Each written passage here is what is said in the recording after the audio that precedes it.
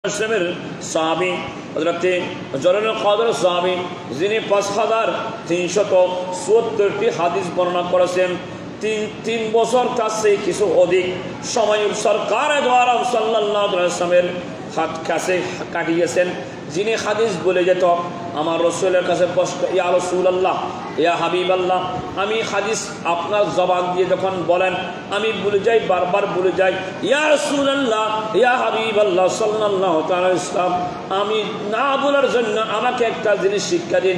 আমার রসুল বলেন আমি তোমাকে কোনো শিক্ষা দেব না, একটা জিনিস দিবা। আমি রসুল পাক সাল্লাল্লাহু আলাইহি ওয়াসাল্লাম চাদর আছে, যে চাদরটি আমি রসুল পাক সাল্লাল্লাহু আলাইহি ওয়াসাল্লামের কত মোবারক দিলাম, তোমার গায়ের মধ্যে আমার চাদর মোবারক জড়িয়ে নাও। সুবহানাল্লাহ।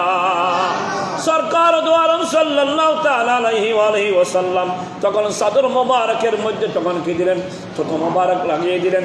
লাগিয়ে দেওয়ার পর বললেন, হে আবু হুরায়রা, তুমি কি করো, তোমার গায়ের মধ্যে জড়িয়ে ধরো।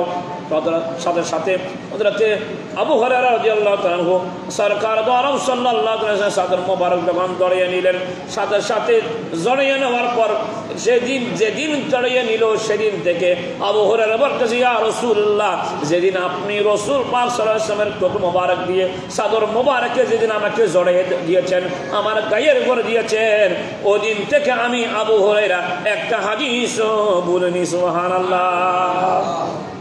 রসুল পাক সাল্লাল্লাহু আলাইহি ওয়াসাল্লাম মুজিজা, আমার রসুল পাক সাল্লাল্লাহু আলাইহি ওয়াসাল্লামের কত মোবারকে মুজিজা। সরকার দ্বারা সাল্লাল্লাহু আলাইহি ওয়াসাল্লামের যত তথ্য আছে, পেশাব মুবারক আছে, পেখানা মুবারক আছে, আমার রসুলের যত আবাদ মুবারক সবগুলোকে মুবারক বলতে হবে। সুবহানাল্লাহ।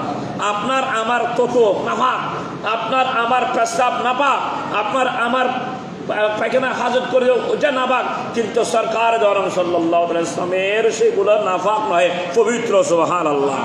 আমি আপনি যখন ঘুমাই, আপনার ঘুমের মধ্যে কি হয়ে যায়, ঘুমের কারণে উজুভঙ্গ হয়ে যায়, আর রাসূল পাক সাল্লাল্লাহু আলাইহি ওয়াসাল্লামের ঘুমের কারণে উজুভঙ্গ হয় না। সুবহানাল্লাহ। দেখেন, সেই জন্য ঘুম দু প্রকার, নাম কবরকার তিন প্রকার ঘুম। এক যখন মানুষ যখন ঘুম এসে যায়, ঘুম আসার জন্য তখন মানুষের পুরো শরীর দেহটা নরম হয়ে যায় একটা। দ্বিতীয় নম্বরের মধ্যে চোখ বন্ধ হয়ে যায়।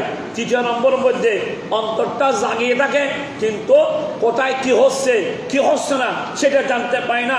রাসূল পাক সাল্লাল্লাহু আলাইহি ওয়াসাল্লামের শরীর মোবারক ঘুমের বামনে এসে যায়, সব মোবারক বন্ধ হয়ে যায়, কিন্তু একটা জিনিস খোলা থাকে, উন্মুক্ত থাকে, আমার রসুল পাক সাল্লাল্লাহু আলাইহি ওয়াসাল্লামের অন্তর মোবারক, দিল মোবারক, অন্তর মোবারক সেটা জাগ্রত থাকে। সুবহানাল্লাহ। কোথায় কি হচ্ছে, বাংলার জমিনে কি হচ্ছে, পৃথিবীর পূর্ব প্রান্তে কি হচ্ছে, পৃথিবীর পশ্চিম প্রান্তে কি হচ্ছে, পৃথিবীর উত্তর প্রান্তে কি হচ্ছে, পৃথিবীর দক্ষিণ প্রান্তে কি হচ্ছে, পৃথিবীর যে কোনো জায়গায় কি হচ্ছে না হচ্ছে সেটা সরকার দ্বারা সাল্লাল্লাহু জানতে পারে। সুবহানাল্লাহ। শুধু জিন্দা কাল নহে, রোজা পাকের মধ্যে রাসূল পাক সাল্লাল্লাহু আলাইহি ওয়াসাল্লাম জানতে পারে। সুবহানাল্লাহ।